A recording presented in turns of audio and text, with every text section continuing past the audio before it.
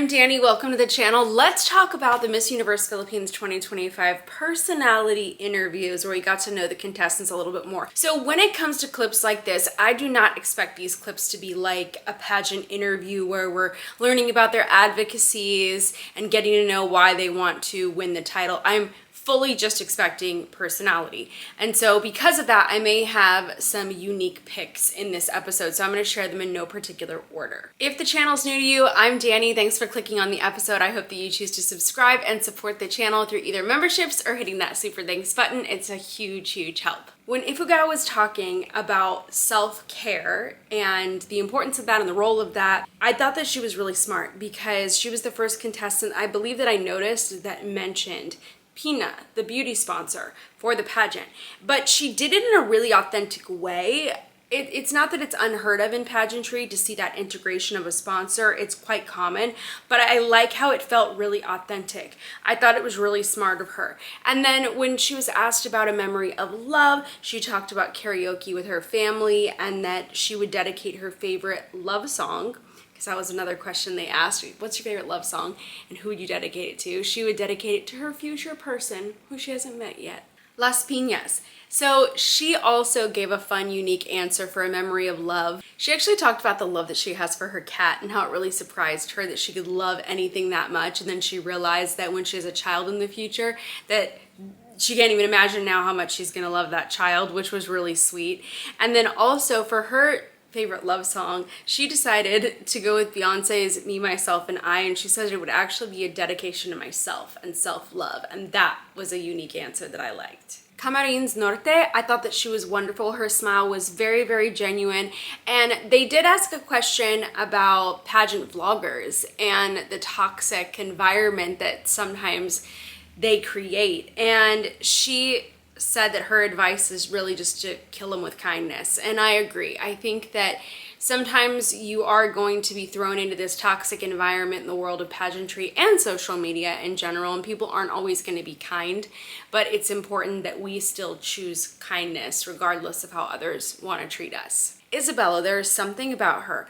I can't quite put it into words, but she just seems so nice and so sweet. And for me, it was really just the delivery of her answers, not as much what she said, but how she presented it. Something about how she was answering though told me, gosh, I feel like she would be so great in hospitality. Working face to face with people would be so good for her. I feel like if somebody was displeased or having a good day, like she could turn their day around. I really appreciated Oriental Mindoro's honesty. She said that sometimes she's got to put on a lot of makeup to feel confident, and isn't that the truth? You know, sometimes it's great when we can feel comfortable in our own skin, but sometimes we may not be having the best day or the best week, and it feels good to get glammed. I will say that. I agree with it, and I liked it.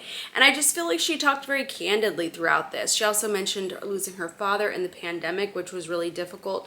You could see the pain there, but you could see that she was real. You could see the love that still exists, that she still feels for her father. And so it was a beautiful, beautiful video. Muntinlupa, who was very well styled, let me just say, talked about being a mother, but she also talked about the love that she has for her partner and him being her first love, which was really cute. She also referenced pageant bloggers and says that they should really get to know contestants before speaking about them personally.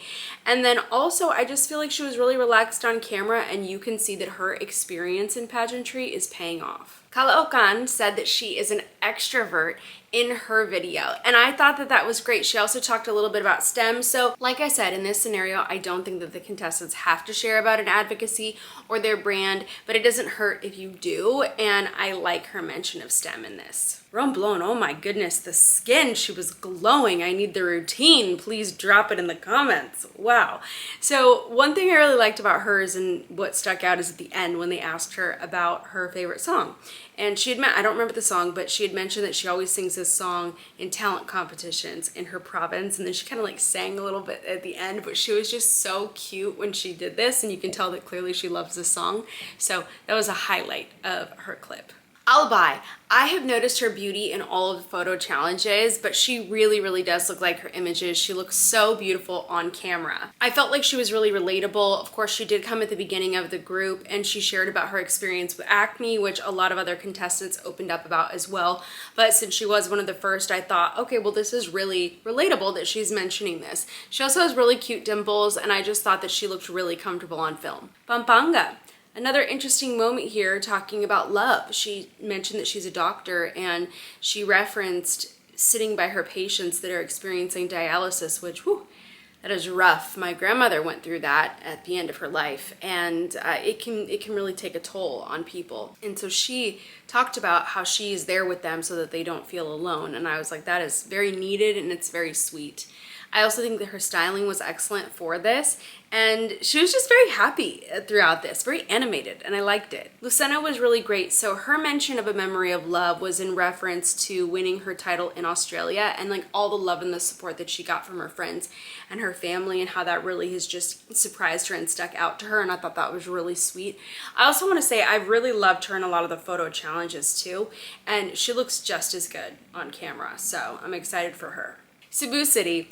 So they asked the contestants about this memory and this moment of love that they would like to always remember, and she talked about the love that she had of her dogs, and I love that because it's a more unexpected answer. Of course, a lot of contestants are going to talk about family members or husbands or loved ones, and I just really appreciate when a contestant throws in a more unexpected answer. Nueva Ecija was very well styled for this, and she talked about her moment of love, which was marrying her husband in 2024, and you could just see some emotion wash over her face in this, and I really liked that. You could feel the love that she has for her husband through the camera, and I really appreciated that. And of course, the song that she would dedicate would actually be her and her husband's wedding song, and she would dedicate it to him, and that was really cute. Iligan City was so beautiful on camera. I love getting to see the contestants on film and not just in an image. She also talked about Pina Beauty, and then she did kind of like a little demo of applying the lotion, which I thought was really cute. And I think she had a unique take on the question about a memory of love, and she says that it's her love for God. And I also think that she's just really gorgeous, and she glowed the entire time during this challenge. Ozami City gave a really interesting memory of love that she cherishes. And she mentioned that her parents are separated, but that she thinks about the time when they were still together, and she really values that. And I was like, oh gosh, it's just, it's tough, you know? And I just feel like throughout her entire interview, she was really real with everybody. It didn't feel like she was trying to be somebody in that interview, so I liked that. Bago City. I have been trying to understand all the pronunciations that you have all been sharing, and some of them I would interpret differently than I think the way that they're written, so still trying here. I thought that she was really great, and she did something that I think is really important. When she was asked questions, she reacted. She was like, or she giggled, or she laughed, or something. And I feel like sometimes contestants are so focused on giving this perfect answer that they forget to react in an interview. Although this isn't the overall interview, I still think that this is something really, really smart. I thought it was a great interview, and she had a really good answer for her favorite memory of love. Sinaloan is so great, and she had a lot of great things to share throughout this entire interview. One of them was talking about how her moment of love was the moment that she was appointed, and it was her family's reaction, and that she realized that she is so filled with love because of her family's love for her. And it was just this beautiful story that she shared. I also liked how she addressed toxicity instead of just saying a message to bloggers, you know, like, let's be positive, let's be encouraging of the contestants. She understands that these things do happen, and they will happen, as even if we're fighting against them actively. And so her way of answering this question was instead talking about what she will do in the face of that toxicity. And I thought that was really, really smart. She also mentioned at the end that she's a very well-traveled Filipina, that she's been to all 17 regions or areas in the Philippines. And I was like, wow, like she just seems so prepared. She's just giving me top 5 here. Top 5 vibes. Kamigan was very cute. She was kind of giggly throughout the interview, but it just felt like her, and I liked that. Tigig, smart contestant. When they asked her about her self-care, immediately she mentions Pina Beauty, and she integrates this into her own self-care when she's sharing about that. She also mentioned not only the outer part of self-care, but the inner part, and she shared that she was able to attend her first therapy session throughout this process in preparation for Miss Universe Philippines. I thought that was great. And then she brought up something interesting about being a Filipina. She says oftentimes Filipinas are more shy and they're reserved, but they do have a fire within them. And I thought that was so true, because you see these really beautiful, humble Filipina title holders, but then that's just one side of them, but then they're out there winning all of these international competitions like it's nothing, you know? So it's interesting to see that excellence paired with the humility, and I think it's a wonderful quality.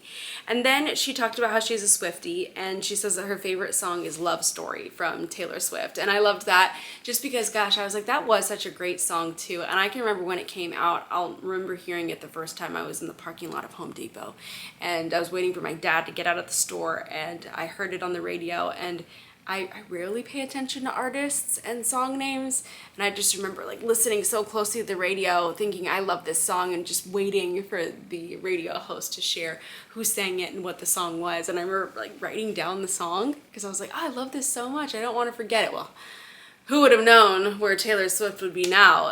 Definitely never gonna forget that song.